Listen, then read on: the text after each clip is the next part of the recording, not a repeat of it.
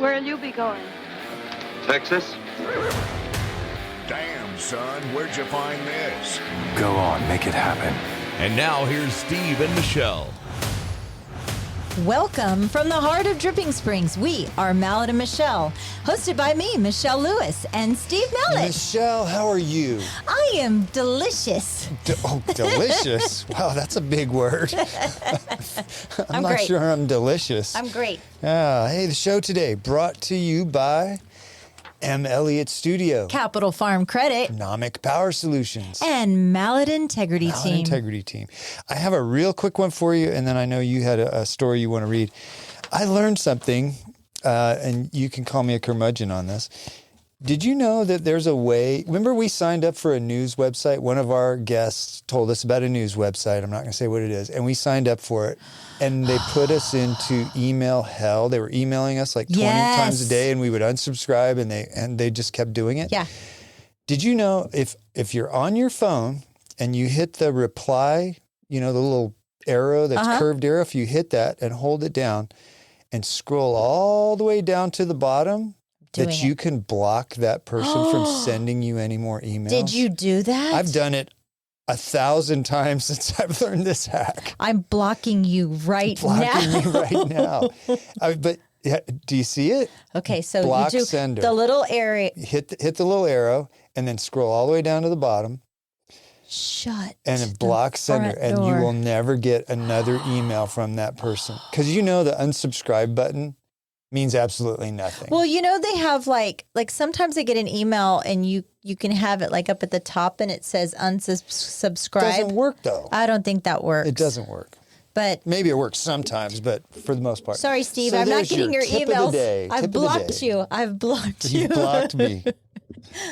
Well, what am I talking about? You're wait, I know. Weren't we going to say something about reviews and how we just love when people... We love reviews. We love constructive criticism. Yes, and we get it online. We get it in Email, person. we get texts from our people that know our phone numbers, text us. I love it when they come in person and they tell us the things that we've repeated. You guys suck. So we happened to get a review on Apple Podcast. I think it was Apple Podcast. And this person gave us a 1 star. And I was like, well, that's interesting. I wonder why we'd get a one star. And his title is Too Bad. And he goes in and says, I have lived in Dripping just under a decade and was so excited that we had a local podcast that interviewed interesting people. Unfortunately, half of this podcasting team is made up of the worst type of Dripping Springs resident. Steve seems to be the worst of the Dripping Springs Neighbors Facebook page. He seems way too judgmental for somebody representing the 10,000 plus people in the area and probably brags about living here before stoplights and infrastructure. Too bad. Won't listen again. She seems cool, though. Which, by the way, we'll have T-shirts next week. She seems cool, though. But okay, full disclosure, I did not write this podcast or review. I did not pay anybody to do it. I did not tell anybody to do it because I wouldn't have given me a 1 star. There's first off. And secondly, I can't remember the last time you've been on Facebook and on the Neighbors page. You know, that whole thing, at first it bothered me, and then I started thinking about it. If you read it, obviously Dustin and Austin has never listened to the show. Because if you say probably, if you've listened to 1 or 2 episodes, you know. What bothered you most? The fact that he said that you're the worst of the worst, or that I'm pretty cool, though? You're pretty cool. You know what bothered me was a couple things. First of all, this show was created just to push back on people like Dustin. Because Dustin, you didn't send us an email. You didn't say, hey, you know what? You could be a little less judgmental. You went to Apple Podcasts and gave us a 1-star review. And then you personally singled me out and made comments about me, not as a podcast creator, not as a podcast host, but just as being this judgmental person. And you know what? Part of being a good podcast host is having a damn opinion on stuff. You know, I'm also going to say this. You're not human if you don't have disagreements with people. Agreed. Right? Okay. Agreed. And if you take those disagreements based on or opinion on somebody else, based on what somebody else has told you, shame on you. And if you continue to have an opinion of somebody that has grown, and whether or not you were this person 10, 15 years ago, if you continue to be that person, that's a different story. But people grow and people learn. And if people continue to have an opinion of somebody based on the point in time when they met them versus the growth, shame on you again. I don't think that Dustin and Austin I don't think he's listened to the show. I think he's got some kind of beef with me. Maybe one thing I said somebody told him about. Doesn't have everybody that has beef with Steve, please email me. Oh, but Michelle's pretty cool though. I'm pretty cool though. The idea that you would take 5 minutes of your time to go on Apple Podcasts to demean some other person. No, it bothers me a little bit in that is one of the things that's wrong with social media. Well, that's the same thing about Yelp. It's so easy for people to do that. Why don't you just call me? Yelp is the same way. I know. But if you think you can do better, Dustin and Austin, just put your own podcast together. I would say the same thing. And you know what? You've done thousands upon thousands of real estate transactions here in Dripping Springs. You know a lot about the history of Dripping Springs. You serve on the historical committee. Yep. You donate your time. You are a resident of Dripping Springs. You pay taxes, not in the ETJ. You are like literally in the heart of Dripping Springs. It's true. I pay a lot. You pay of a lot. Dripping Springs property taxes. We have Airbnbs and so on and so forth. And look, you have a right to your opinion as anybody else does. Anybody else can voice their concern. But you're right. The fact that somebody gave us a review on the podcast without even listening to it. Well, and then, Jerk, the whole Karen on Facebook thing is interesting to me because he pulled a Karen move. Yeah, instead of just saying, hey, you know what, I'm not going to listen anymore, or just moving on down the road, he had to go lodge his complaint. But anyway, Dustin.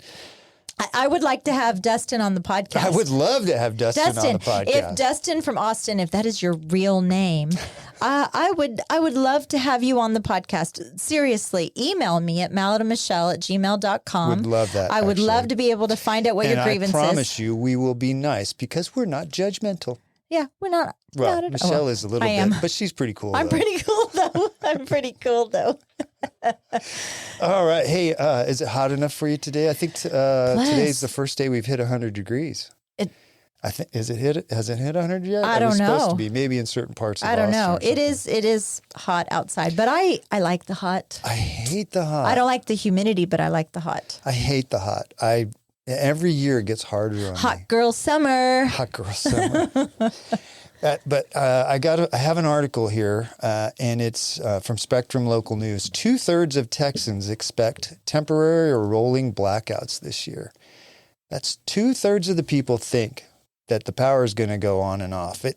One of our sponsors is Nomic Power Solutions, and they do backup power generators, and they're as busy as you can imagine. And it's from people worried about this. I saw a really funny meme that said, I will shut the entire grid down because they're trying to tell me to put it at 78 degrees. How about you 78 degrees. How about you unplug your electric car, buddy? Well, yes. Yeah. Well, that's a good point. But do you know what's the number one reason that the demand for energy is the increase is from? Michelle's house. Michelle's house, yeah, which is at 64 degrees every night when she goes to bed. It's from crypto miners, cryptocurrency miners. Yeah, so the way cryptocurrency works is they have these giant computer banks, and they have them in these huge warehouses and they have to be super cooled. So they're keeping them, I don't know what the temperature is, but the biggest increase has been from these crypto mining. Honestly, facilities. It sounds like math to me. The whole cryptocurrency goes way over my head. I don't understand. I was even seeing that people are donating politically with cryptocurrency. So I don't know how it works. I mean, smarter people than us are doing that, but or dumber. Yeah. Well, the state of Texas is starting to pay attention because Governor Dan Patrick posted on Lieutenant Governor Dan Patrick posted, I think on X, formerly Twitter, It can't be the Wild West of data centers and crypto miners crashing out the grid and turning the lights off. So the demand has gone from 85,000 megawatts and is projected to be 130 by the year 2030. And they just updated that projection to 150,000 megawatts. It's almost doubled. It sounds like they need to Will get on almost have solar. doubled. They need to get on some Yeah, solar. well, that's part of the problem that I was going to say is that this whole renewable thing, if you know anybody that works in the utility industry, the whole renewable thing is not working. It's just driving prices up. It's not as reliable. You know, the sun is only out half the day every day. There's no such thing as a giant battery someplace in Texas that can keep power that's created from a solar panel during the day and keep it at night so you can use it to keep your house at 57 degrees. Or go to Napa like I did this past weekend, and they have solar panels on their ceiling, and Napa gets as hot as Dripping does. I know. At night it gets cool, but they don't use their air conditioning. Where And I not stayed, because they're too cheap. I just think they don't know how to use they it. don't use air conditioning, and it was Well, awful. the good news of all this is ERCOT says there's only a 12% chance of rolling blackouts this August, which is still pretty darn high. Well, apparently when I was out of town, they had some people at the Belterra and High Point and Sawyer Ranch, that whole area over there, the electricity going off, on, off, on, off, on. And it was apparently an equipment issue. Right. It wasn't a rolling blackout. People were talking about that. But do you know what it did? It blew out my freezer. We came home to a Lucky blown freezer. The freezer where you store all the expensive cuts of meat. Yeah, and bodies. Yeah. Well, not to be judgmental or anything, but, Yeah. but Michelle, you cannot keep your house at 64 degrees every night because that will make the rest of us have to have rolling brownouts. Sorry, let me tell you one little tidbit about Michelle. Michelle gonna do what Michelle What gonna Michelle's do. gonna do. She's pretty cool, though. She's pretty cool though. So, Steve, are you excited about the Olympics? You are a sports buff. There's certain Summer Olympics that I like to watch. I'm Events. really only the swimming I like and the cycling I like. Okay, I got a story about swimming, and I got a whole little kind of bit about the Olympics. So the Olympics are going to happen from July 24th through August 11th. I think in a previous episode I said next year 2025, but it's this- coming up. yeah. It's like next month. Well, and we went to Paris in October, and we already started seeing all of the construction that was going on. Crazy amount of destruction and construction, shall I say, around the Eiffel Tower. Did you know that the opening ceremony is going to be in the Seine River, and it's the first time that the opening ceremony has not been in an arena? Isn't that Wait a crazy? minute. In the river? In the river, right. So the river, there's the Eiffel Tower and the Right. river's right there. It's all going to be, I guess they're going to have floating some Like barges or something. But I did not know that. so the whole area, the whole park surrounding the Eiffel Tower is kind of locked up, torn up. Yeah. It's crazy. But they also built the Olympic Village too, which was right next to it. Like from the ground up, they built this thing. wow. It's going to house about 14,000 athletes, 2 athletes per room. It has a communal living area. There's no kitchens. 14,000. 14,000. They have 2 restaurants. They'll be open 24/7 with seating for 3,500 people in the main dining room at a time. 40,000 meals being served a day. They'll have a social sports club with pools Wow. pool tables, pin table, non-alcoholic bar with big TVs. You know what else they'll have there? Huh. They will have giant bowls of condoms. Wait, Did you know that? Wait, Okay. wait. Sorry, I'm I didn't getting know there. that was part I'm of your getting story. there. Okay. Post office, supermarket, nail salons, beauty salons, Wow. a gym with 300 pieces of equipment, blah, blah, blah, blah, blah. But in the city of love, in Paris, Gay Paris, they've installed anti-sex beds. These beds are... What? Yeah. They are mattresses. They were used in Tokyo. So the bed frames are made out of cardboard because this is the Green Olympics. I don't know if you know this or not, but this is the Green Olympics. Oh, Also, lovely. they're not going to have AC. Is green the color of the river, I think? Is No, it? No. brown is the color of the Brown river. is the color of the river. Poop brown. Poop brown. I'll get to that in a second. great. Let me tell you. But everything about these Olympics, they're trying to push this green agenda. Sex beds that, sex, poop, and green. No, okay. but what was you said? Okay, I'm beds you good. can't have sex on. I need you to explain Okay, that to me. these mattresses are from Japan. The bed frames are made out of cardboard so that they can recycle. And over 16,000 of these beds were made. But basically, they're constructed or designed in a way to, quote, complicate intimate encounters. Now, if Tokyo taught anybody anything, that's still going to happen. So, yes, there may be, whatever, bowls of contraceptives and stuff. But apparently, it's a real problem. And Well, you got a bunch of 14,000, 16,000 a people. bunch of jacked up, testosterone-filled kids that are away from home, and they're in the best shape of their life. And they're living their lives. But there is going to be no AC in these dormitories.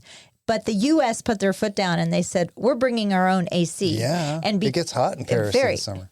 Well, they have these like sustainable cooling units because it's good for the environment. But because the U.S. is bringing their own, Australia, Greece, Great Britain, Canada, a couple of others, even maybe China, have followed through and they're saying, we're bringing our own also.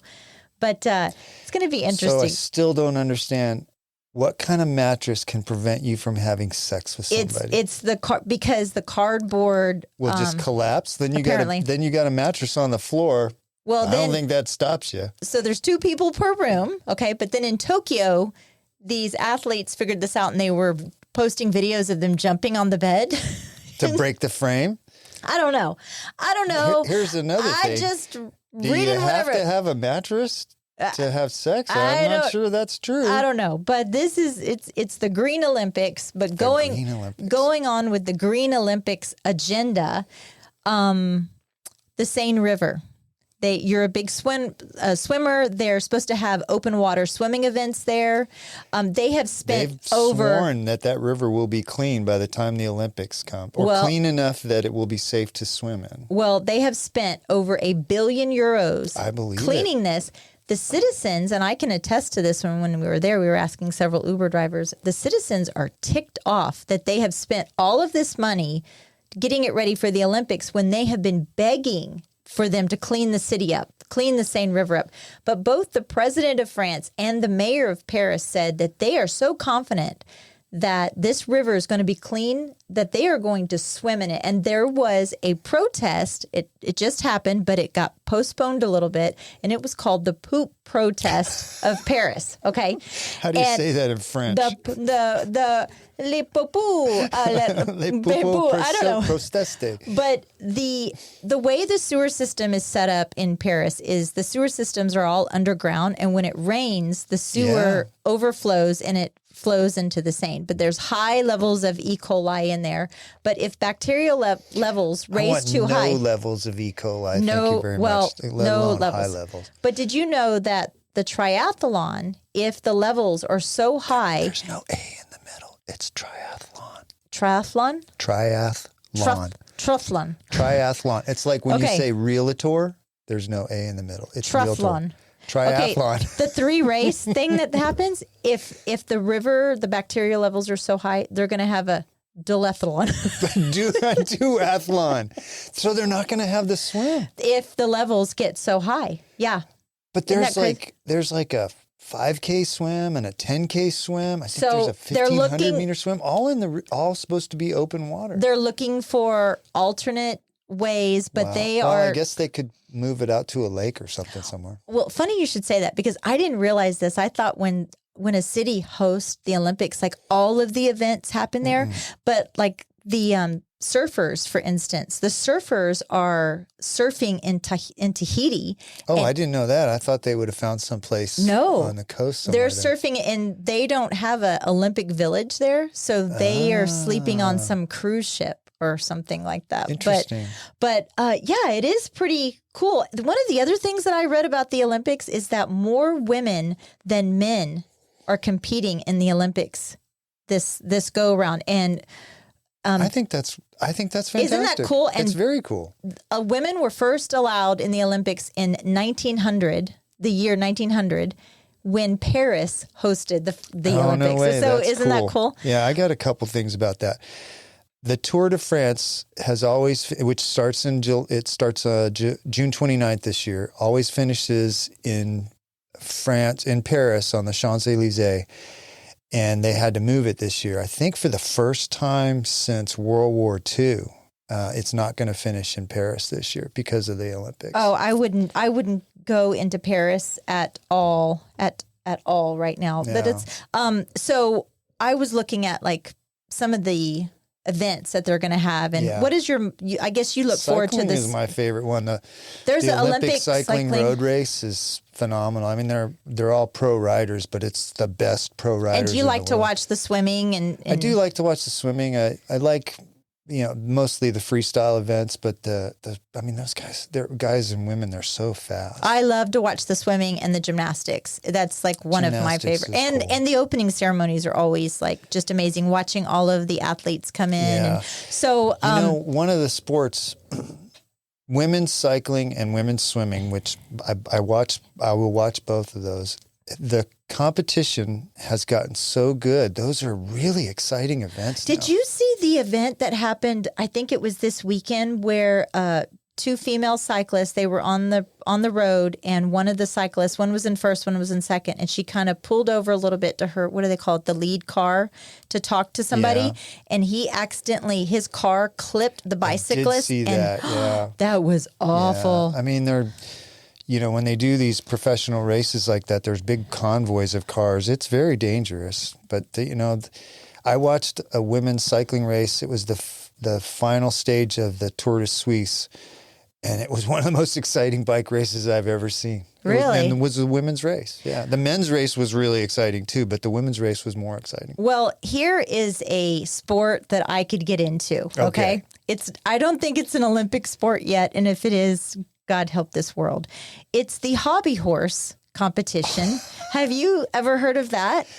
I've heard of a hobby horse. Yeah, it's a wooden stick with a horse head on top of it. Well, it was, I guess it started in Finland, and for about a decade or so. And This is an actual there's sport. a Finnish Yes. Hobby Horse Association that they estimate 10,000 enthusiasts Do you think worldwide. Dustin's a member of that? I think Dustin is probably the Austin chapter leader. Probably it's the president. It does. But these people, they jump over obstacles, they trot, they gallop, and their legs mimic the horse's legs.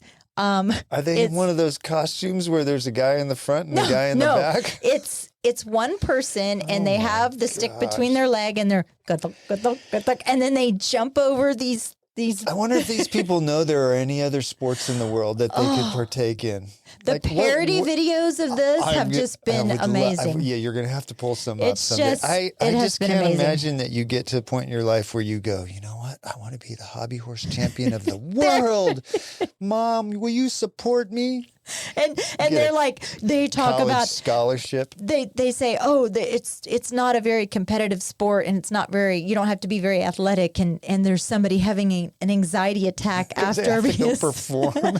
so Is the hair on my hobby horse okay? there was this podcast not to be judgmental or anything, but there was a podcast host that wanted to figure out what this was and entered a race just for the fun of it, and he was the winner. He had never competed. He'd never done it before. He was the most talented person there on the hobby horse. Who he was competing against was a bunch of 12-year-old girls. So yes. You definitely on our Instagram. You need to post some pictures Okay. of the Hobby Horse I World will. Championships in I Finland. will post those. But Hey, yeah. we didn't talk about our guest today. Oh my goodness, she's lovely. She's bless her. She used to be your assistant. I have known her I don't for know how many she did years. that. I don't know how she did either, but Christine Lowrance, she's I just love her. She's really fantastic. she's good as gold. Just good people. She comes from old dripping too, historic dripping. Yeah. Yeah. Really good family. Her family, her mother is part of the Kyle sisters, Mm-hmm. Frances Ann, which is also one of my most favorite people in all of Dripping Springs. And then her aunts, Bodie and Mary Margaret. Yeah. And Good people. yeah, they're just good people. And so I'm excited She's to see. related to the Hudsons, right? Yes. Yeah. That's her cousins. Yeah. So we're going to get Christine Lowrance in here. So everybody just sit tight. We'll be right back. Are you tired of being left in the dark when the power goes out? Say goodbye to blackouts with Nomic Power Solutions. As your full-service Generac dealer, they offer individually designed backup power solutions. From start to finish, they've got you covered. Nomic Power Solutions, keeping you powered up. Call or text 512-387-4232 or visit nomicpower.com. Follow on Instagram at Nomic Power for updates. Nomic Power Solutions. Protect your home, protect your family, stay ready. Proudly sponsored by At Capital Farm Credit, they understand that owning land is more than just a transaction. It's a legacy, a future, and a place to call your own. For generations, Capital Farm Credit has been the trusted lending partner for land loans, farmers, ranchers, and rural dreamers just like you. Their personalized loan solutions cater to your unique needs, making the journey to land ownership smoother than ever. Capital Farm Credit, your land, your legacy. Visit capitalfarmcredit.com or Mark Rutledge at 512-892-4425. Capital Farm Credit, an equal credit housing lender. Interior design should be an investment in your life and home. Let M. Elliott Studio transform your space, where interior design meets excellence in Central Texas. Beyond just selecting colors and furnishings, team principal and owner, Montana Elliott, is a trained and licensed interior designer. With her knowledge of architectural principles, building codes, space planning, and design theory, her team will work with you to understand your needs and lifestyle. From concept to completion, M. Elliott Studio is committed to enhancing your space with a timeless and classic style. Ready to redefine your space? melliottstudio.com, 512-781-0224. This portion of the show is brought to you by the Mallet Integrity Team of real estate professionals. They are based in Dripping Springs and bring you over 45 years of combined experience helping people reach their hill country real estate dreams. When you want the best in town, call them at 512-829-2062 or look them up at malletintegrityteam.com. And now, here's Steve and Michelle. And welcome back. We are here with Christine Lowrance. She is a lifelong, minus 7 years, what Steve said, Dripping Springs resident. Might as well be lifelong. Might as Dripping well. Springs. Hello. She's also Steve's former assistant many moons ago. She paved the way for people like me. That's BM, before Michelle. Before Michelle. Oh, wow. I don't know if I want that next to my name. That goes with pooping in Paris. Yeah, that's right. There. That's right. Yeah. So 7 years, your first 7 years you weren't here, but tell us how you ended up in Dripping Springs. Yes. So as born in Fort Worth, so Texas native, I'm actually a 10th generation Texan. So I'm a little bit proud of that. Oh, same here. Who's Yes. not Generation. Who's Yes. not a Texan at the table? That would be me. Born in Fort Worth, was there just for a few short months and then moved to South Austin as an infant. So got to experience South Austin way back when. Do you remember that much about your life back then? I remember I lived on Luton Cove, and I remember the ice cream truck. Important things. Yeah, very much. And it was right there close to the Westgate Lanes, so bowling alley. So we were there a lot. Oh, yeah. And your family, your mother and your aunts were kind of Dripping Springs royalty for a long time, the Kyle sisters. And they had their own radio show. And They did, but they were also like South Austin, that old Austin music, that scene. I think my picture's actually up in the Broken Spoke. Really? Because, my mom remarried. My stepdad, before I was 2, so he's my dad. And he did sound for the Giesenslaw brothers, who frequented Sammy. Yes, Uncle Sammy. And they were at the Broken Spoke at least one Saturday every month. And so Performing? yes. Oh, wow. And so I grew up going in the back, and I would have a cherry Coke and a hamburger, and I would help sell the merchandise. And one night when they were taking pictures, I helped them do the Pledge of Allegiance before the show, because they did that before every show.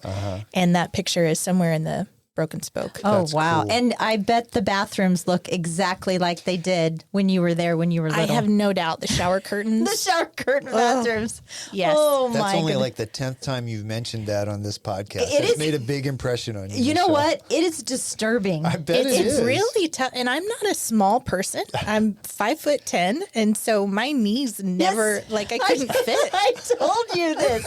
If you ever had to squat on a Yeah. toilet and your knees are hanging out, Is this in the ladies' bathroom? Yes. There's the stalls have. So it's not like you're sitting out in the middle of the Broken Spoke. you and might as pull- well be. And then way back when Hills Cafe, Yes. the bathrooms there had so every booth had an artist's name attached to it at Okay. Hills Cafe.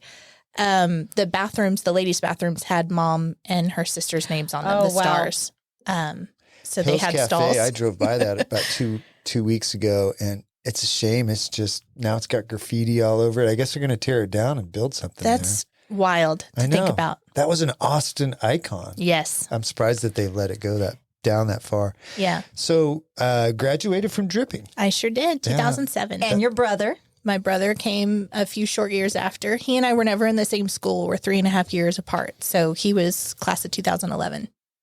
And then you went to Texas State. I did. Eat 'em up cats. Yeah. And you studied business and photography. Well, I studied business management because I was going to run my own photography business. Okay. And then that was back when you could have a wedding photographer for like $1,500. Uh-huh. And then it started to get more and more and more expensive because there were, I was hauling around 2 digital cameras with multiple lenses and you had multiple photographers. It was like the very beginning of what it's evolved to now. And the cost of it was outpacing what people were comfortable paying. Oh. And then they just couldn't afford it. And I felt really, really bad for having to charge somebody for pictures of their wedding day that they couldn't afford. But that was enough for what it was going to cost me to have a business to, the cost of actually being successful and making money. So I had a really hard time justifying that and not giving people pictures of their day. So I decided that photography would just be a hobby. I would actually go into business and make money and an income somewhere else. And I would do photography for people on the side so that they could have photos. Either I stopped doing weddings because they are incredibly physically demanding. They're incredibly time consuming just on the day. And then they're time consuming afterward. Yeah. And so now I just do portraits, and I've still continued to do family portraits and senior portraits and things like that for people who ask. You're really talented Was- too. I looked at some of your photography for that. And what's it cost now to have a wedding photographer? I flew Kendall's photographer in. Oh, great. Yeah. Yes. So it was probably 10 grand. Yes. It's, Wow. It's absolutely mind blowing how much people will pay. I was going to ask you, when you decided to go get a real job, was that the low part in your life when you decided to work for Steve Was I the Mallet? first one that You were the catalyst for Okay, my so for our career. listeners, Christine worked for me back. I think it was 2011. That sounds right. I was 19 years old. Yeah, And it was a part-time administrative assistant position, and it was the worldwide Tour. the corporate awakening. offices of Mallet Integrity. Well, Team. and Yeah. and so we have a couple of Steve Mallet nuances we would love to bring Oh, to great. light. Yes, I'm not sure I'm ready for that. yes. So we have the top 3. We have the way you use your mouse. I'm going to add the way you swallow your water. I'm going to say 4. The way one time you clipped your fingernails in the office, and then your obsession with metal paper clips. Explain. No. Yes. Go ahead. Go ahead. Yes. So I remember, he and I we sat back to back in a 10 by 10 office, and this was not, you couldn't play music. Like, it was just my sounds and his sounds. And that's a lot to ask a of lot an of employee sounds. and their boss. And so I remember one day I was trying to do something, and he kept using his mouse, and he wouldn't just move it and like glide it. He would move it to the side, but he wouldn't pick up his hand. and he would just move the mouse. He would pick it up and slam it back down, and I whipped my chair around, and I was like, Steve, that is not how you use a mouse. He was I like, had what? no idea, too. I was just oblivious to that. I do remember the fingernails. I'm like, I get my little fingernails. I'm clipping my fingernails. And she goes, are you cutting your fingernails? And I went, oh, that is pretty gross. I was just oblivious. Could not believe The paper clips. the paper clips. So, office supplies. And real estate agents, I don't know if you've noticed this yet, Michelle, but they don't like to spend money on a lot of things. Oh, really? Yeah. So you reuse paper clips that are given to you. And I put a paper clip on something and handed it to Steve, and he ripped that plastic colorful paper clip off. And he's like, do you have any metal ones? And I was like, geez, yes, I'll get you a metal paper clip. And that became like, now I know how to get under his skin. And So it has to be the big metal paper clips. Oh, I not the little ones, those little chintzy little That was the first thing because I knew her prior to obviously working for you. And she said, do you know about the paper clips? That was the first piece of advice that she gave me. Make sure you go get a big jar of colored believe it or paper not, clips. like I really enjoy making people happy, and I hate doing things that upset them. And to know that I had accidentally upset him with a colorful plastic And paper how clip. sad is that I get upset about a dang paper clip? And how funny is I it that think you we've get both grown a little. Yeah, I you think get so. the absolute opposite person I working know, for you. it's true. It's true. Well, yeah. You were a great assistant, and Well, you thank learned you. a lot when I I did. think when you were with me, and you were able to parlay that into many more jobs. I after did. that. So that was my very first eye-opening experience into real estate, and I went straight from there to the MCA world at Keller Williams. I was there for 3 years, but in that time I was there, it was a really demanding job. I loved it. I was helping service all 900 something agents there out of that Southwest Market Center. But I was newly married, and I wasn't having a lot of time, and I certainly wasn't going to be able to start a family. And so I transitioned from that role to working for another agent, individual agent, which I thought, oh, done this before. Yeah. Not knowing that every single real estate agent and every single real estate agent's business is totally different. Completely. So I learned his business and then helped him grow that team. I was his very first hire, and then there were, I think, 3 or 4 agents and a couple admin on the team when I left. Ended up moving from there to a huge operation, the Howell Group, with Keller Williams. They have teams all over the country. I was managing their transaction department. And I was with them actually when my husband passed. And so that kind of shifted me out of the work world for a bit. I want to touch base on a little bit of what you were talking about Sam. And Sam, you married Sam. How old were you? I was 23 when we got married. Oh, yeah. You were 23. And so Sam wasn't from Dripping Springs, correct? No, he lived in Fort Worth, Arlington area, and he had been there his whole life. And except that his grandfather and my grandfather were best friends. So his mom and dad and my mom and dad had grown up together. In fact, all of my aunts and uncles and all of his aunts and uncles, we all knew each other. We would see each other every summer at a singing camp that Wavy and I still go to. And then one summer, so we'd grown up knowing who each other was, but we never considered each other in any way other than friends. My mom and his mom used to sit on the front porch with a cup of coffee and talk about the day when he and I were married. Oh, wow. And we would just roll our eyes like, okay, whatever. That's cute. And then he didn't come to the singing camp for a few years. And when the year he came back, I looked a little different. He looked at me a little different. I looked at him a little different. That was in July. We started dating in August. He proposed at the end of September, and we were married the following April. Wow. So it was just kind of like you're who I've been looking for. And I know you as a person and your family and your background, and you and I click, and this is what it's supposed to be. And you had your beautiful daughter, Wavy. Wavy girl. She came to us in 2017. And tragically, you lost Sam in a horrific car accident on 290 in 2019. I did, April 30th, 2019. So it's been a little over 5 years. And this journey that you've been on, you're also a TikTok content creator, and your platform for the most part is talking about your grief journey and I guess reaching out and helping other people with your story. What can you talk about that? Yeah. So 2020, the world shut down, and I, like almost everybody else on that platform, got on TikTok and decided to make a video about who I was. Had no idea how it would do. And all of a sudden, people decided they wanted to hear the story of a single mom, a really young widow. Typically, widows are not 29 years old. And what that world was like. And they watched me, over the years on TikTok as my followers grew. Some of them are still following me today and have been for the last 4 years. And they've seen me just evolve and through my entire journey. And I shared, really authentic messages about where I was at, telling people it's okay to be overwhelmed. It's okay to not have everything together. It is okay to feel totally, consumed by your grief and missing that person you lost.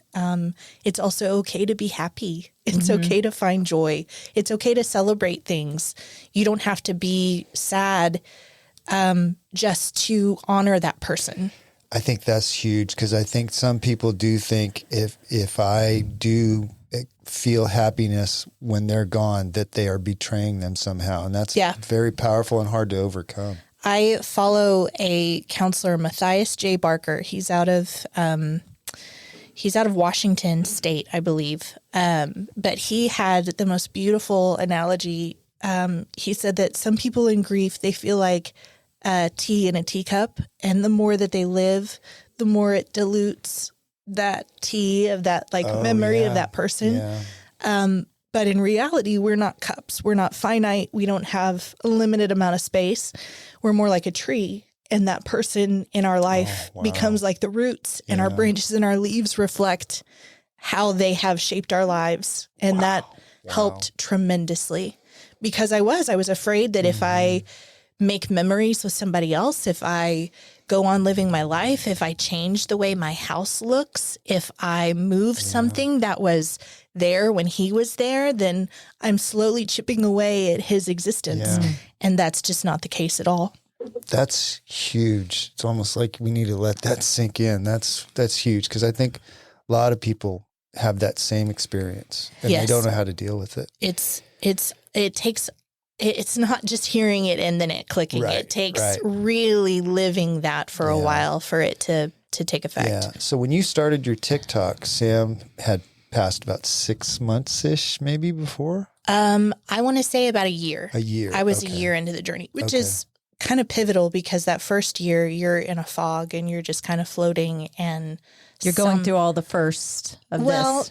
Sort of, but you're still kind of not mentally capable of feeling everything in its full intensity. Like you have this, you are somehow going through the motions, but you are totally emotionally disassociated from what's happening. And that first anniversary, that fog starts to lift, and that second year is the hardest, because you don't have that padding and you are feeling everything, and it is rough. And you're starting to see people that are like, it's been a while. Like, why are you still? I was going to mention that. It's sort of like, hey, it's time for you to get your shit together again. It's like, oh, well, wait a minute. It's not exactly like that. I found a lot of people were really just trying to be helpful, but they would say things like, oh, you're so beautiful. You'll find somebody soon. Like, you'll get married again. And you're like, I promise you, that is not what I'm thinking about right now. I actually want to expand on that a little bit, because in times of grief, people that care about you want to say something helpful. What they actually say sometimes is not helpful at all. I have 5 phrases here that the most common ones that are not helpful. Yeah, I would love, because I got in trouble last weekend. So you tell me. But I want to, before you say that, I want to hear what they are. it's important, I think, to recognize that those people care about you and Very they're much. trying to help, and not to hold it against them that what they said was not helpful, if that makes sense. Yes, you almost have to become a expert in psychology That's to true. kind of gauge what the person is capable of hearing Yeah. when they're talking to you. Yep. Because some people, when they say, "How are you?" they're just going through the typical "How are you?" like they would anybody else, and they actually cannot hear how you're actually doing. Right. Some people will say something and see how it affects you visibly on your face, and they have the capacity for you to say, "That's really not a good thing to say," and they want to know like the right thing. Right. What's the right way to go about that? I've had a lot of people reach out and say, "I have a friend who just lost their husband or just lost their wife. What can I do? What can I say to them?" And honestly, the absolute best thing to say is, "This is awful. I am so sorry." Yeah. That's the end. "This is awful. I'm so sorry." Just acknowledging it, knowing that it's hard, Yes. not trying to fix it, No. just saying, I get it. I understand. Do you run through some of the phrases that you were saying that Yeah. people? So, again, people trying to be really comforting, they'll say, "Well, time heals all wounds." I've heard that my whole life. It doesn't. Time actually doesn't do the healing. Yeah. The healing is a intentional, active thing that you go do. Time gives you distance between the event and where you're at. And it gives you time to, space to do the healing. But time itself, if you just leave it up to time, you will not be healed. It's the same as like time doesn't make you wiser. It makes you older, but it doesn't make you wiser. You have to actually learn Ooh, that time. That's huge, Christine. It's true. It's like, okay, if you reach a certain age, you'd be very wise. That's not necessarily true. I know a lot of people that have never gotten wise, Right. no matter the age. And you don't get wiser just by being that's like right. that's an active thing you take part in. Healing is the same way. Yeah. My healing looked like a holistic chiropractor, massage therapy, personal trainer, grief counselor, and all of this is over the course of several years. But And you're also navigating your daughter's grief at the Yes. same time, not Yes. only yourself. yes, because as much as I can like pick myself up and put a smile on my face and get her to school or daycare at the time and pick her up and get dinner on the table, I'm still fielding questions like, "Where's daddy?" Or when she's sick, she's like, "I want daddy." Or she's crying because I've had to discipline her and she's like, "I want my daddy." That's So crushing.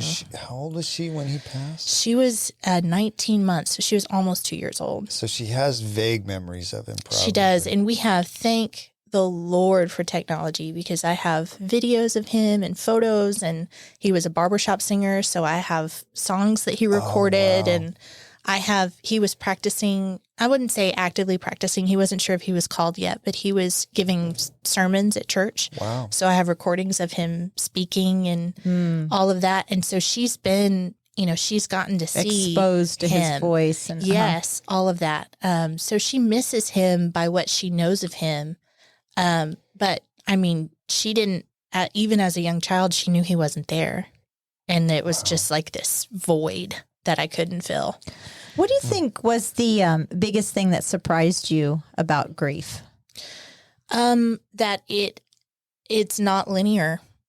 There's not like step 1 of grief, step 2 of grief, step 3 of grief. Like once I get through this part, I can get to this part, and eventually there's a finish I'm in the line. anger phase now, and pretty Yeah. soon I'm going to be in the It's- denial phase. Or It yeah, is. yeah.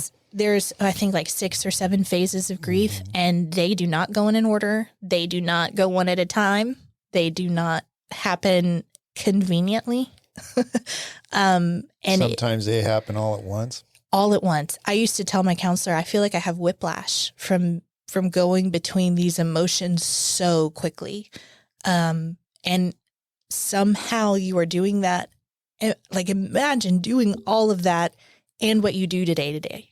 Like trying to get groceries at the grocery store and losing it. and Yeah. and you just like you can't function. And it's unbelievable. And as much time has passed, it makes most of my days easier. But just a few weeks ago, I was devastated to the point of crying so hard I couldn't breathe. And that is so normal. And people don't talk about it because if I were to call somebody and say, I'm just so sad I miss him, they'd been like, well, yeah, but like it's been 5 years. Like, There's no timetable on that. There's like, absolutely no okay, timetable. I'll just stop missing him then. yeah. What are some of those other Yeah. things that people say? Everything happens for a reason. Ooh, boy, that one sucks, doesn't It's it? the worst. I can promise you there's not a reason on earth that will make me feel better that he Yeah. died. Was that said to you? It's said all the time. Everything They're happens for a reason. platitudes. They're things that people say they want to help. Yeah. They don't realize how that's going to come out. And really, good things can happen after something terrible happens. I will never forget how the community stood up and all of the support I received from my neighborhood and my church and my family and my friends and the community of Dripping Springs as we a went whole. to Sam's funeral, Yeah. and it was standing room only out into the parking lot. Hundreds and hundreds and hundreds of people. And when it was such a healing experience for me to see everybody there and to hear the singing and all of that. So good things can happen, but they are not the reason. Yeah. No. I'm with you. No. No. Another one is God never gives you more than you can handle. And I challenge that with I hate that one. He absolutely does because you're not meant to handle it. He is. Ooh, wow. He wants you to surrender to Him so He can handle it. And I can promise you, still could not handle if it were to happen to me again today, knowing everything I know, I still would not be able to handle it. The closest I've ever felt to my walk with God has been through this tragedy because all I could do was surrender. And I remember a time when all I could pray was help me. Like I couldn't have words. That was it. That helped me. And so There was a lot of words behind those two words. yes. Yeah. And it still to this day is the most answered prayer I've ever experienced because I've seen so many people help. Wavy and I had food delivered every single day for 3 months. Oh, wow. And it was by different people. I mean, that's just how much help I was given. Another one is what doesn't kill you makes you stronger. Oh, I remember my husband telling me that when I was pregnant after, and he about lost his life in that time. Yes. Well, let me tell you, the absolute last thing you feel through all of this is strong. Like everybody would look at me and say, you're so strong. You are handling this with such grace. And I look at them and be like, I'm not strong. Yeah. I am a very weak person with a very strong God, but I am not strong. And this has not made me stronger. It has made me resilient. It has shown me how much I can go through and still stand back up again, but I'm not stronger. And as dark as it can be, I would rather at some points have been killed than be stronger. Like it was hard. I wouldn't wish it on my worst enemy. And the last one I have is, well, you just need to get used to your new normal. And I would say in anger, because that one would actually anger me. And I would say none of this is normal. No. There's nothing normal about this. It's my current reality, if you want to go there, but it's not normal. It's not normal to have to raise a young child alone. It's not normal to have to navigate grief. It's not normal as a 29-year-old to pick out your husband's cemetery plot. Yeah. It's not normal to know the ins and outs of planning a funeral. Or just the process of when someone dies, all the legal process and everything that comes along with that. I have to give a shout out to Harold Funeral Home because they have a program. When you use their services, they have a program where a person calls you and they say, I'm going to get the information from you and then I'm going to put you on hold. And this is going to be several hours long, but I'm going to make all of the phone calls.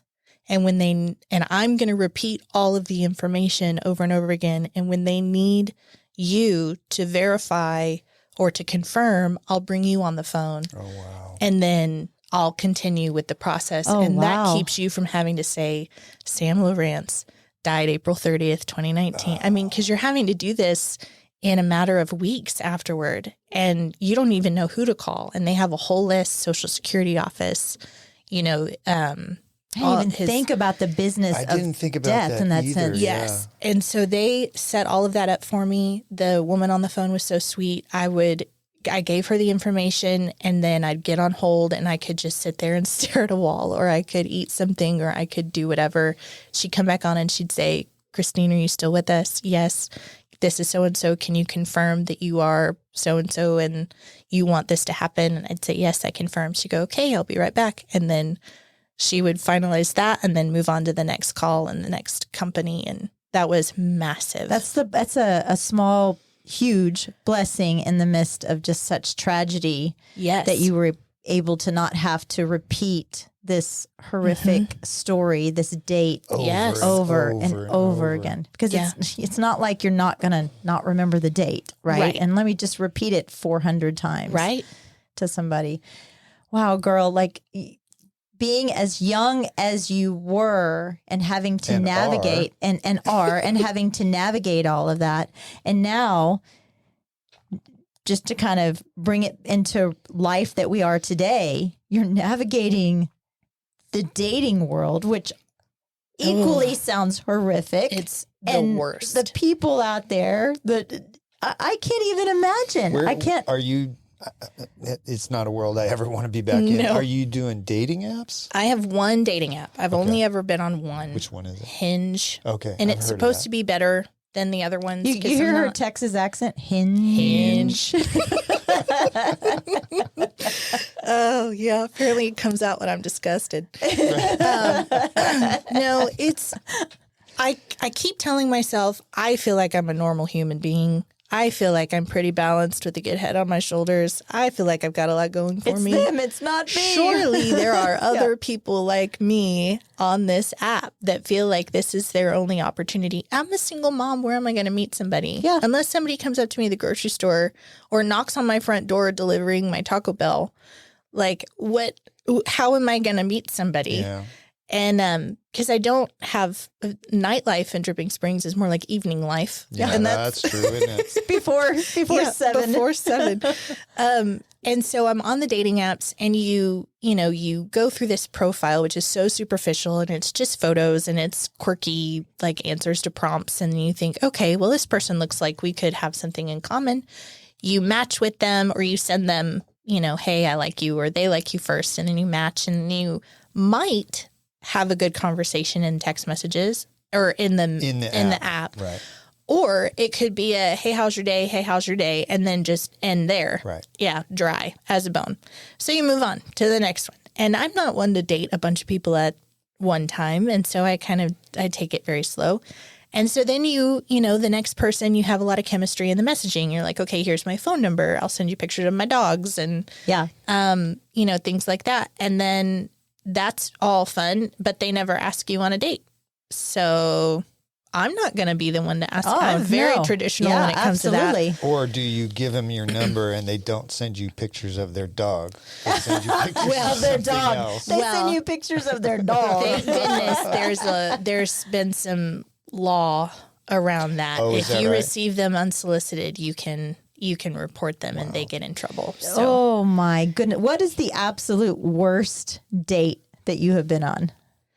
girl, when I tell you that, so during COVID, you were trying to date, but you didn't want to go, you couldn't go anywhere. Yeah. Nowhere was open. You were nervous about meeting somebody, about where they had been. So you just kind of did it cautiously, but you also talked to people for A while. weeks and weeks and weeks before you actually met them, which is, I do not recommend. Like, you match with somebody, you see if you have chemistry in person real fast. So I had oh, there's a swallow. Was that me? Did you hear it? Gosh darn it. I was trying. Sorry. I had talked to him for weeks and weeks and weeks. He told me he was younger than he was. We were going to go to a drive-through movie. I told him I hate horror movies, like the jump out and scare you ones. He picked one of those to go see. He had bought me flowers, which is great. And he had stopped and gotten food for us to eat in the truck while we watched the show. But he wouldn't let me eat myself. He wanted to feed me. And I'm in his truck. Like, he You picked me can't up. go I home. can't You go say, anywhere. Hey, I'm out of here. I'm not going to Oh walk my from New goodness. Braunfels. Yeah.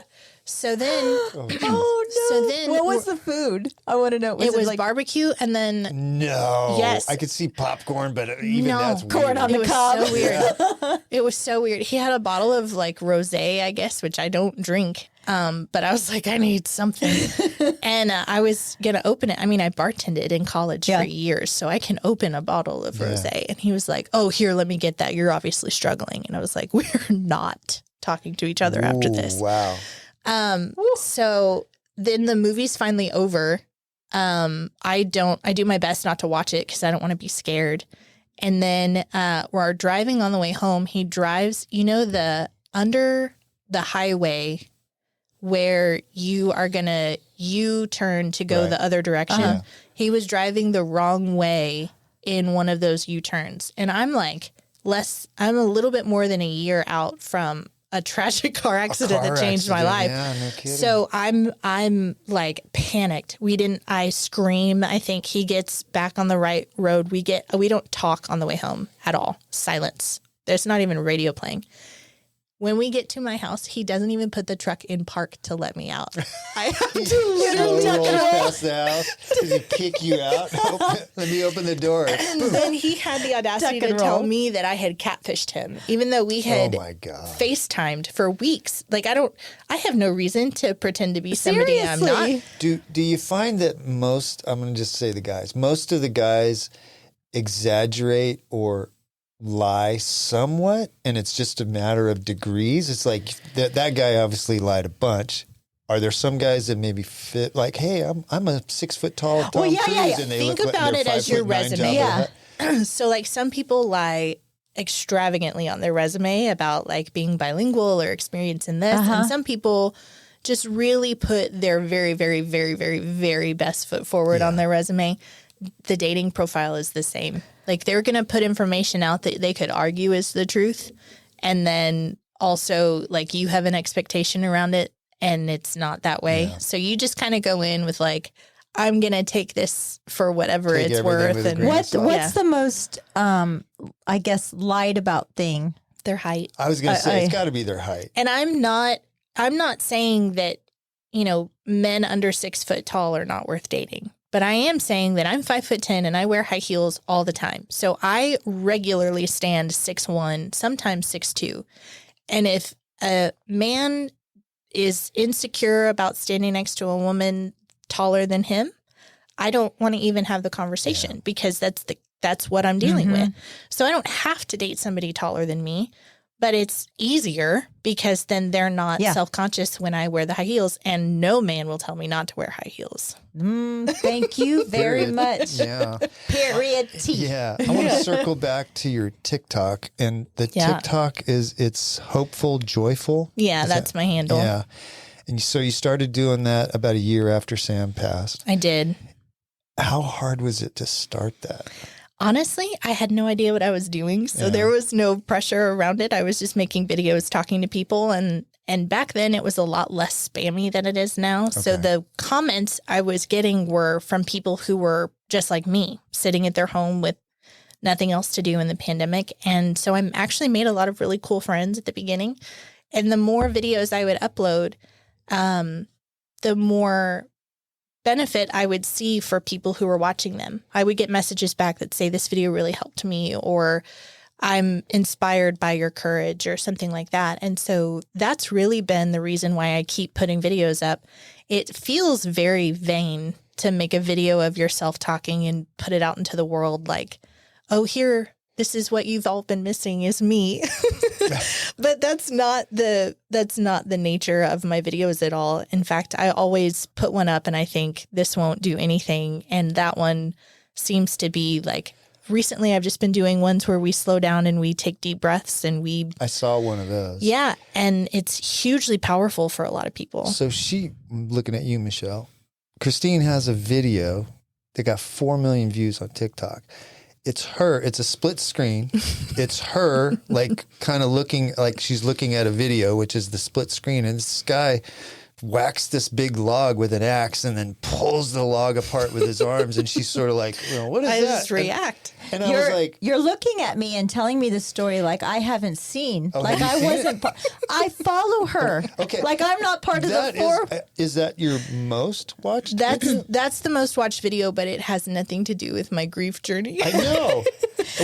So It's just that me was playing what got around. me is like, Yeah. okay, your whole focus here is to help people deal with tragedy in their life. And then you post this video that doesn't seem to fit. And that's the one that TikTok says, well, let's show that one. You to never everybody. know. You never know. Because I did a video just, I think, a week or two ago that got a couple thousand views. And the one just like it before that is up to like 50,000. So it just doesn't, it's whatever TikTok feels like it wants to push out. Yeah. And then also the engagement. So if a lot of people comment or if there's, some of the most the highest performing videos are ones that spur arguments because people will argue in the Yeah, they'll comments and engage. then that will I think one make of it my go most further. shared video, which is weird or no favorited video That you did? that I have done TikTok is when I turned you into a merman.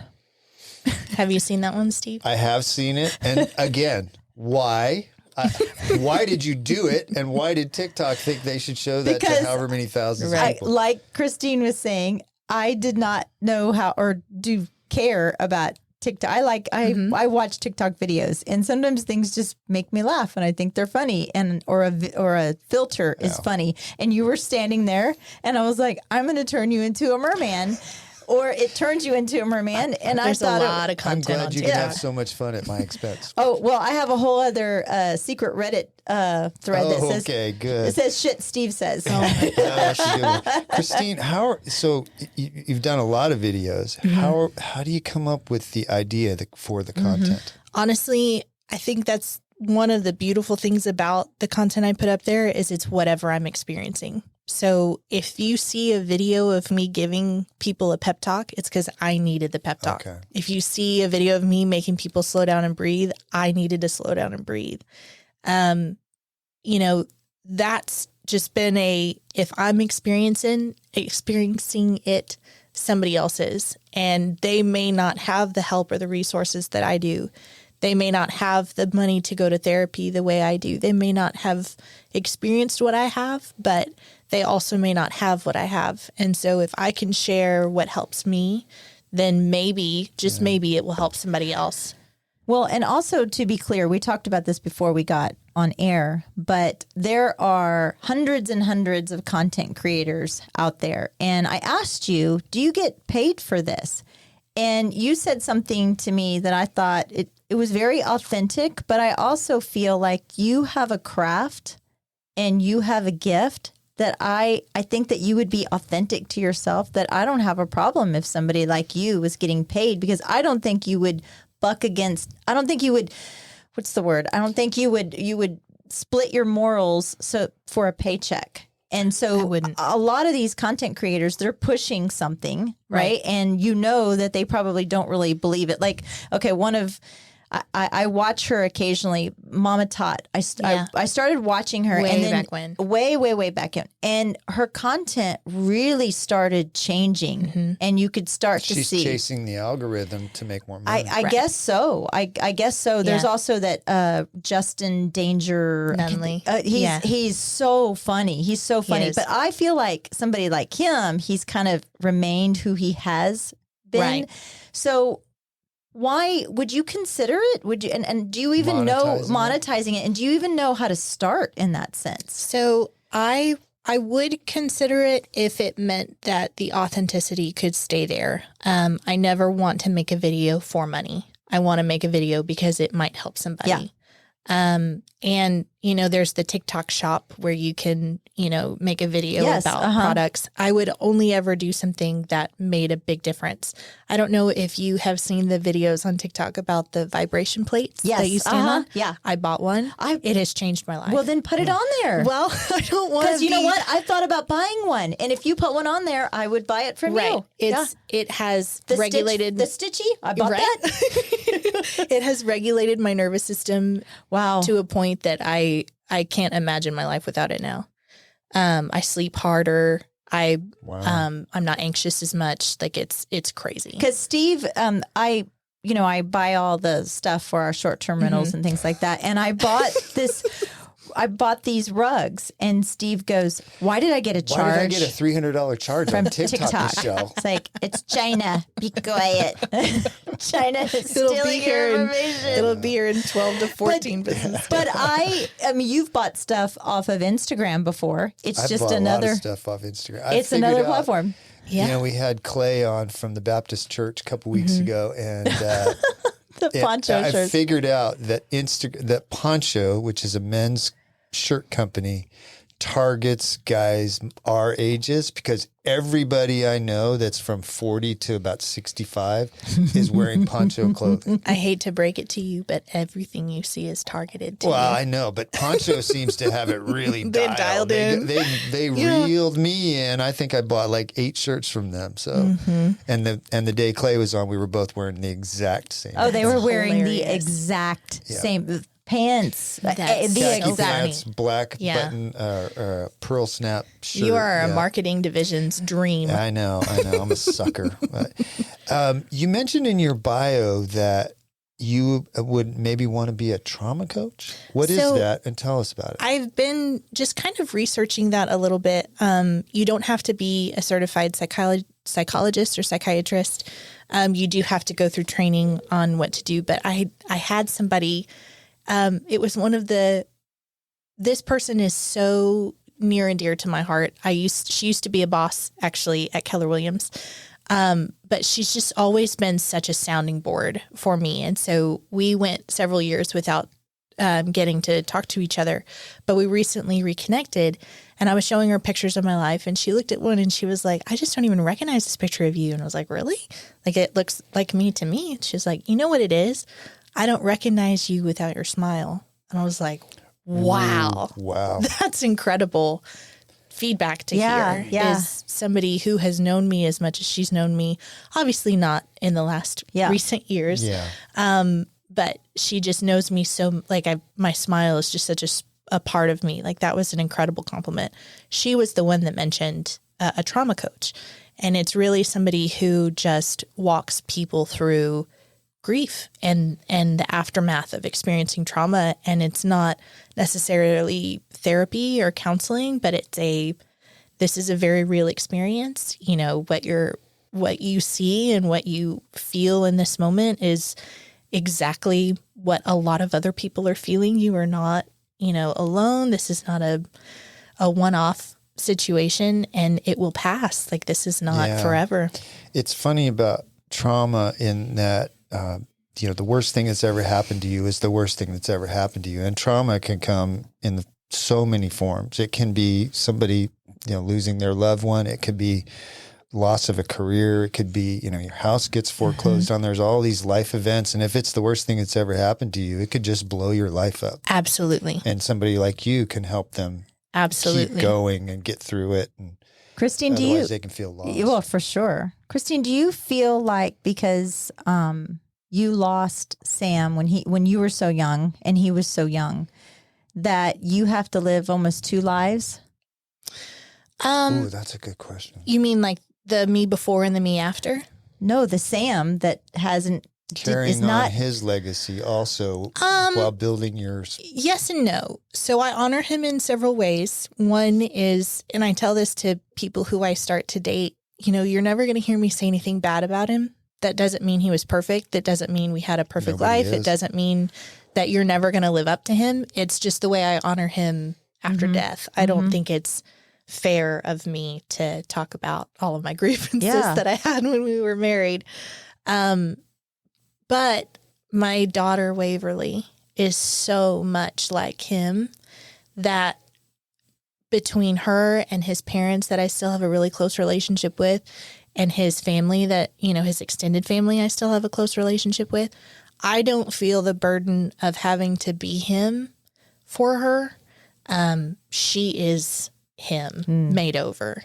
She has a little bit of my attitude, but the drama came from him. The imagination came from him.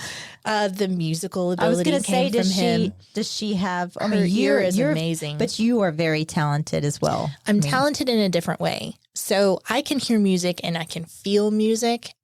She's a really big feeler also, but she can hear a song and pick out every single instrument. I remember driving in the car and she'd be like, "Mommy, what is that?" And I'll say, "It's a guitar." No, behind that. The drums. No, behind that. Like she hears everything. Wow. And that's how he was. He had a very mechanical, technical ear. And so, one of the things I do feel guilty about is not being able to harness that the way he could have, because I'm just not talented that way. So will you try and maybe one of your aunt or your aunts or your mom or somebody like that can help her with that? Yeah, I think it's going to be more classically trained in like musical theory and things of that nature, just really fine arts, driven to really hone in on that. If that's where her passion is, I kind of want to let her lead there. But I think that he really kind of stands on his own, and his memory kind of stands on its own without me having to be that for her. That's an amazing story, though, too, in the sense that you have a mini him. Yes. Well, that's good and bad. Yeah. Cannot get through dinner in a short period of time because she's just like him. But I wouldn't trade it for the world. I was going to say, enjoy every minute of even the tough times where you just don't want to be there and doing it, but because it goes by so fast. She'll be 7 in July, and I can't believe it. Colton's going to be 30 this year. That's weird. Isn't that weird? I know. That's very weird. I have a couple fun things I wanted to ask you about. Did you go on Family Feud? Yes. did. Yes. I was on Family Feud. We filmed 3 different episodes. When was that? That was September 2020. So that was in COVID too. During COVID. We all came home with COVID, actually. Oh my God. How did that work? Like the whole, you were filming during COVID? Yeah, they had sent, Mom and them have always wanted to be on Family Feud because there's 5 siblings. Mm-hmm. And Terry, the oldest brother, was a sitting judge at the time, and he didn't feel like it was appropriate to go on a show to win money as a sitting judge. So they just went down the line of cousins, and they were like, "Do you want to go? Do you want to go?" And they got to me. I was like, "Absolutely, sign me up. I'll be there." That was before Sam's accident. They actually, there was a mix-up with emails or something, and we didn't get it, and we would have filmed when that happened, which is wild to think about. And then COVID happened, and so there was a delay, and then they finally decided to change it from LA to filming at Tyler Perry Studios in Georgia, in Atlanta, and they got it set up and reached out to us and said, "Are you still interested?" And so we ended up going in September of 2020. We flew out there on a Saturday, I think. They tested us Sunday morning for COVID. We all tested negative. Then we had to wear a mask the entire time unless we were at the podium ready to film. Yeah. We filmed for 3 days, and then we were all feeling terrible on the flight home. So I think we probably got it, in the airport or something before we got there, which is why we tested negative so early. But I think we would have done so much better if we didn't have COVID because our brains weren't working. So was Steve Harvey the host? He was, and he is very funny, but also way more vulgar. Is he really? Oh, really? Oh, my goodness. So he would do stand-up between, like, filming and sets and things like that. And it was to the point where the entire audience at one point was not laughing. Like, it was very uncomfortable. Yes. And he didn't pick up those social cues. Apparently not. Well, it's hard to tell when you just see people's eyeballs. I guess true. so. Maybe he was trying to get new content to see how it would play. I don't know, but you have, my mom and her sisters from Dripping Springs that go to church every Sunday, and they're excited to see Steve Harvey. Gospel singers. Yes, exactly. And then they're just sitting there very, very shocked. How did they react to that in the sense that, like, when he would come up and he would talk to you each down the line? Well, they're performers through and through. Well, there you go. So they put on their stage face and they, made the best of it. He was still very fun on, when you were actually. Seems like a nice guy. Yeah, absolutely. Did you win any money?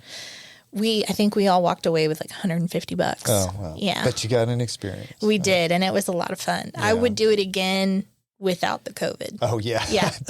I bet. Since COVID. Yeah. The last thing I wanted to ask you about on your bio, I think this is pretty cool, that you aspire to do a TED Talk. I do. I don't know what about yet. Okay. Well, that's what I was going to ask you. You don't have a topic. I don't. It might be my experience. There's a really famous, and I say famous, it's widely viewed, of a woman talking about grief and moving forward instead of moving on. I had That doesn't mean you can't do one about it. Right. But that was her her experience. Yeah. There's just so much work that goes into training yourself to be able to do one of those. And I've always enjoyed speaking in front of people.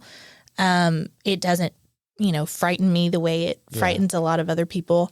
I think it would be a really neat kind of challenge to put in front of myself and then to look back and say, yeah, I did that. That's I think really it'd be cool. very cool. Yeah. I mean, it's very rigorous. You don't just go, hey, I got a TED Talk coming up. They train you. They make you, you have time. And it's very, very structured. Mm-hmm. But that would be cool. I think it would be really cool. It's still on my bucket list. Yeah. I want to ask you, being a almost lifelong resident of Dripping Minus 7 Springs. years. Yes. What do you want people that are moving here, that are the new guys, right?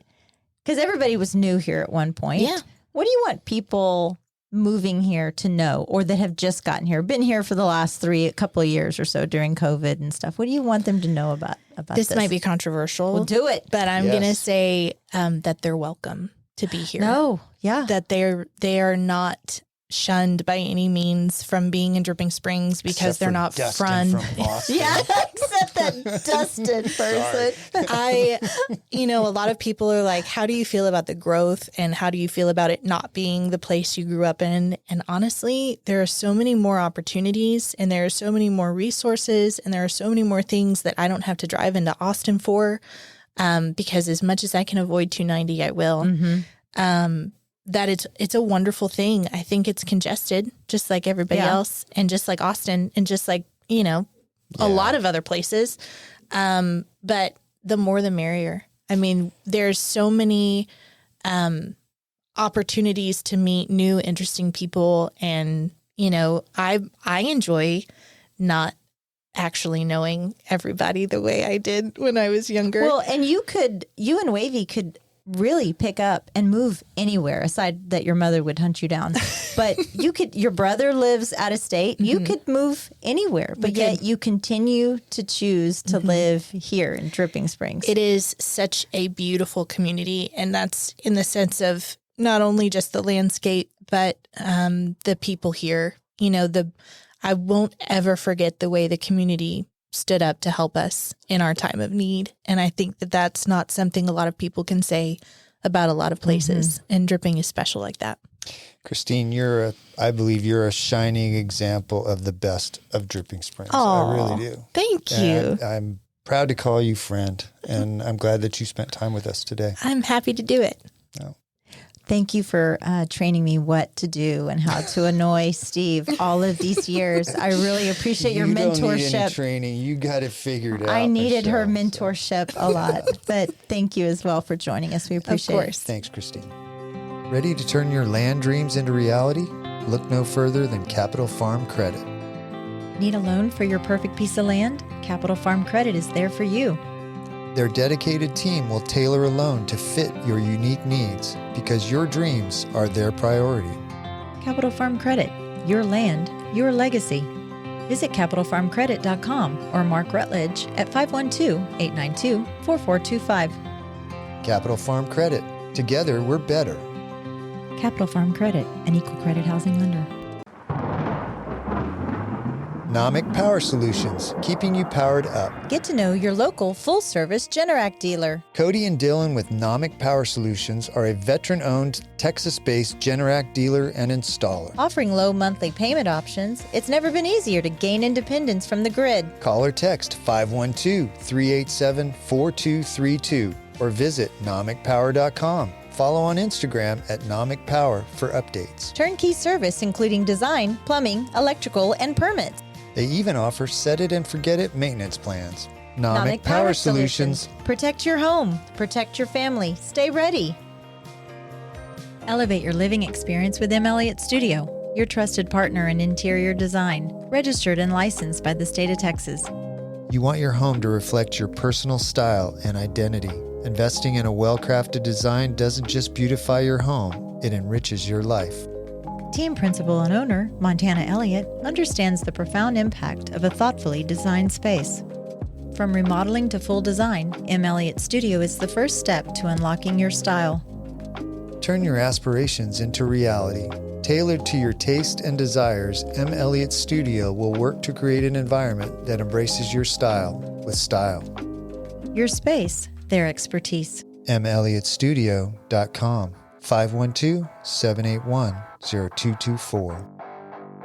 This show has been brought to you in part by the real estate pros at the Mallet Integrity Team. When you're looking to buy or sell, you need them on your side. Why settle for less when you can have real estate done right? Give them a call at 512-829-2062 or get more info at malletintegrityteam.com. You know you like us, so go now to Apple Podcast or Spotify and leave us a review. Why don't ya? We love your feedback and comments. Email us at malletandmichelle@gmail.com. Thanks for putting up with us.